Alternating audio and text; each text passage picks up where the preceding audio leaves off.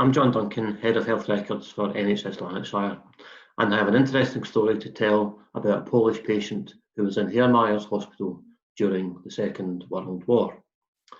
The Public Records Scotland Act requires NHS Lanarkshire to archive and protect records that are of historical interest.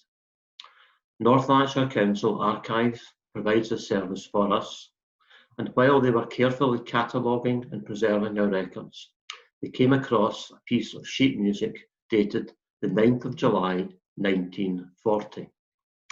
The music was composed by, and hopefully I'll pronounce this correctly, Bollo a patient in Myers Hospital during the Second World War. Bollo, we believe, is his nickname.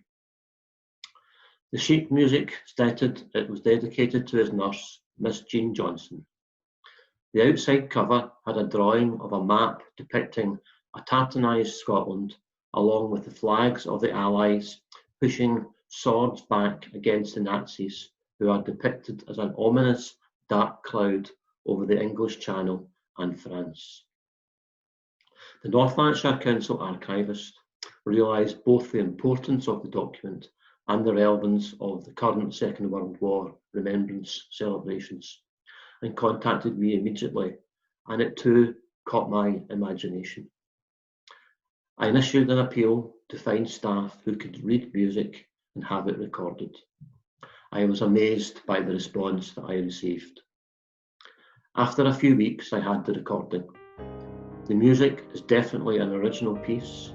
It is a slow waltz, and although quite sad, it is beautiful at the same time. I then issued an appeal to have the words translated, and to my delight, I discovered that one of my staff in the medical records department at Monklands Hospital is Polish, and she got to work on the translation, only to find that it was written in Old Polish, so she asked her gran to help translate it. The song title is A Girl's Tears, and a strong theme throughout is about duty and honour. We have two interpretations of the lyrics. Either the nurse is sad about leaving the hospital and Bollo, or she is sad that Bollo is the one who is leaving. We think it's about Bollo having to return to Poland or mainland Europe to join the war effort. By now I was becoming more and more intrigued, some say obsessed, by the whole story, and I started to research our Bollo. Our archivist found a picture of him dated 1937, along with another piece of music that he had composed, but nothing that was dated post-war. I contacted the Glasgow Polo Society to see if they had any records or information about Polish patients. They were able to tell me that Bollo was not in the Polish Air Force, nor in the Navy, and that he was also not an army officer. However, they did think that they could trace him to London, where he ended up owning an antique shop on the Finchley Road. We definitely know that he did not die in Scotland. If this is our Bollo, then he was married in October 1947 and died in St Mary's Hospital, Paddington in 1979. I have his death certificate, and I plan to request a copy of his marriage certificate. As yet, I can find no trace of any descendants, as it would be fantastic to reunite his family with the song. During this time, I have learned a bit more about the fate of Polish people during the war.